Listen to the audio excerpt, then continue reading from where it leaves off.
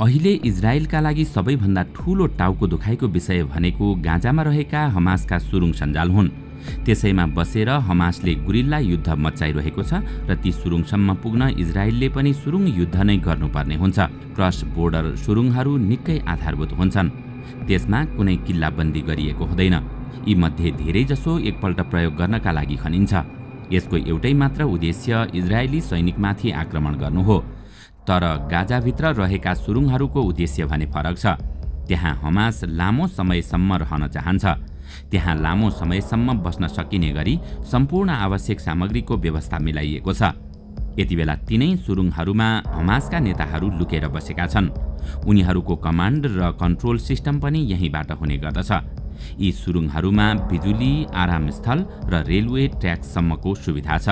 दर्शकवृन्द, आउनुहोस् आजको यस श्रृङ्खलामा हामी गाजामा हमासले खनेका सुरुङ कस्ता छन् र किन ती सुरुङसम्म पुग्न इजरायललाई धेरै कठिन छ अनि सुरुङ युद्ध गर्न किन जोखिमपूर्ण हुन्छ भन्ने विषयमा विशेष चर्चा गर्नेछौँ। सन् 2023 अक्टोबर 7बाट सुरु भएको हमास इजरायल युद्धले दिन प्रतिदिन गम्भीर मोड लिँदै गइरहेको छ।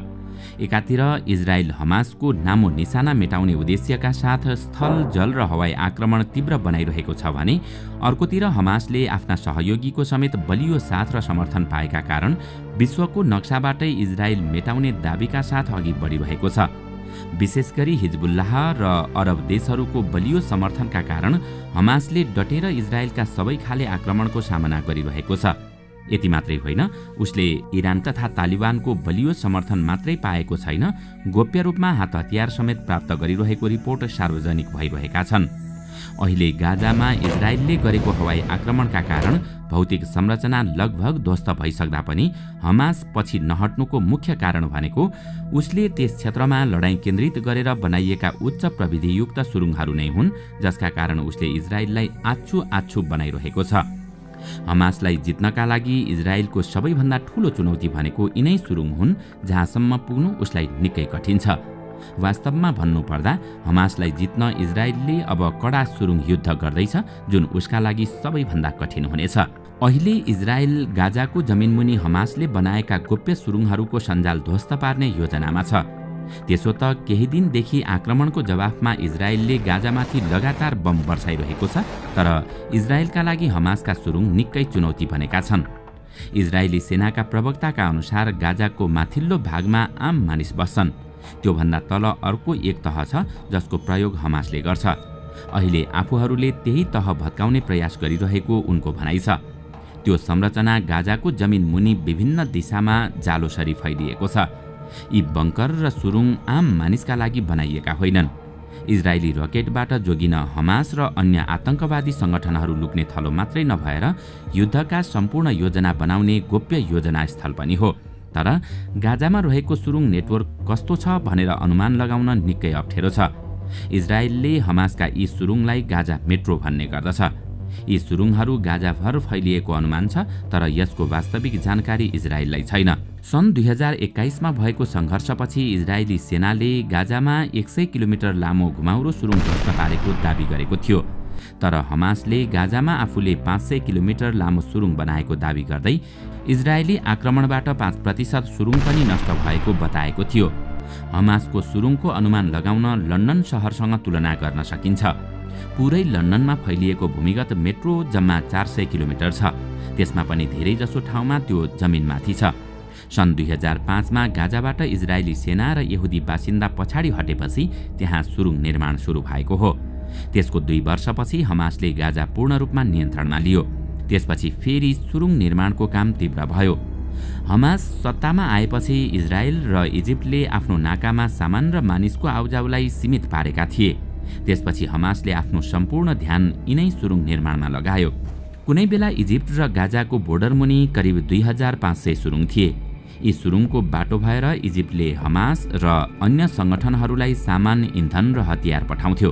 तर सन् 2010 मा इजरायलले इजिप्टको सिमानामा लगाएको नाकाबन्दी कम गरेसँगै तस्करी पनि कम हुन थाल्यो र इजरायलले सिमानाको बाटो हुँदै आयात पनि खुकुलो बनायो। त्यसपछि इजिप्टको सीमामुनि बनेका यी सुरुङ नष्ट गरियो। पछि फेरि हमास र अन्य संगठनहरूले इजरायलमाथि आक्रमण गर्ने उद्देश्यले गाजाभित्र सुरुङ खन्न थाले। सन् 2006मा हमासका लडाकुले इजरायलको सीमा पार गर्ने एउटा सुरुङ मार्फत इजरायलभित्र पसेर 2 सैनिकलाई मारेका थिए भने गिलाड शालित नामक एकजना सैनिकलाई बन्धक बनाएका थिए। उनलाई 5 वर्षसम्म बन्दी बनाएर राखियो। सन् 2013मा इजरायली सेनाले गाजा क्षेत्रबाट आफ्नो एउटा गाउँसम्म 18 मिटर गहिरो र 1.6 किलोमिटर लामो सुरुङ फेला पारेको थियो। अर्को वर्ष उसले गाजामा पसेर यी सुरुङ ध्वस्त पार्ने अपरेसन नै चलाएको थियो। त्यस क्रममा सेनाले 30 वटा सुरुङ ध्वस्त पारेको थियो, तर हमासको प्रतिकारमा इजरायलका 4 जना सैनिक पनि मारिएका थिए। हमासले खनेका क्रस बोर्डर सुरुङहरू निकै आधारभूत हुन्छन्, मतलब त्यसमा कुनै किल्लाबन्दी गरिएको हुँदैन।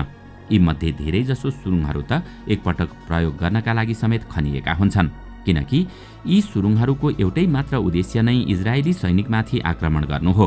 तर गाजाभित्र रहेका सुरुङहरूको उद्देश्य भने फरक छ। त्यहाँ हमास लामो समयसम्म रहन चाहन्छ। त्यहाँ लामो समयसम्म बस्न सकिने गरी सम्पूर्ण आवश्यक सामग्रीको व्यवस्था मिलाइएको छ। त्यहाँ हमासका नेता लुकेर बस्छन्। उनीहरूको कमान्ड र कन्ट्रोल सिस्टम पनि त्यही हुन्छ।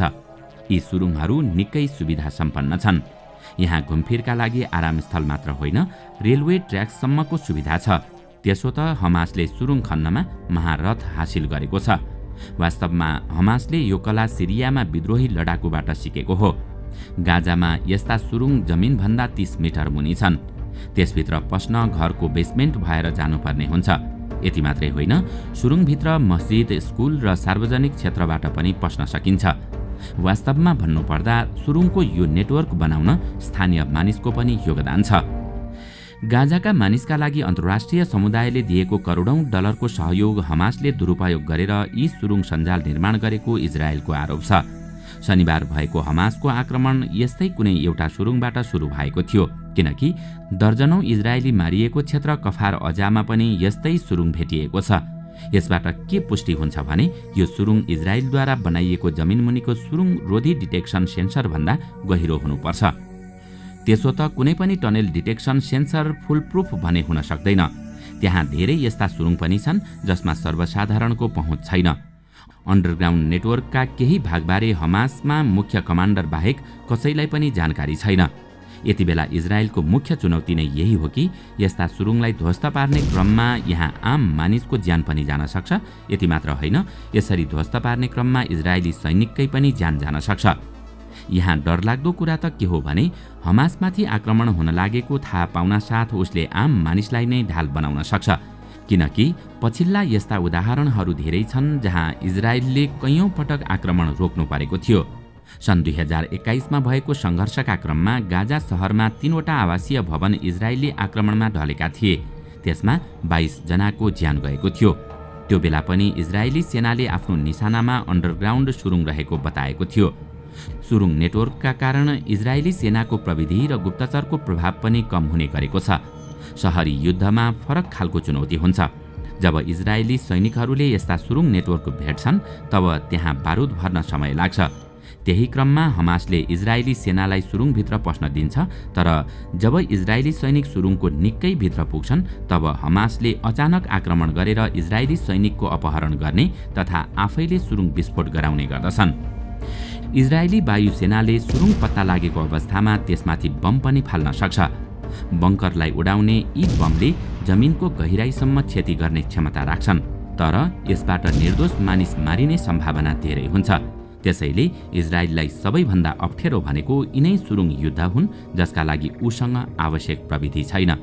यिनै सुरुङभित्र बसेर हमासले गर्ने गुरिल्ला युद्धका कारण यो युद्ध वर्षौंसम्म लम्बिरहन सक्छ।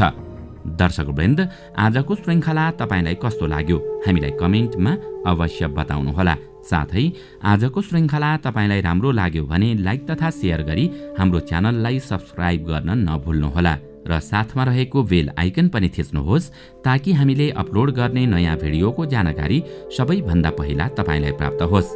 आजका लागि यति नै। अर्को भिडियोमा अझै रोचक तथ्य लिएर आउने नै छौं। तबसम्मका लागि बिदा दिनुहोस्। नमस्कार।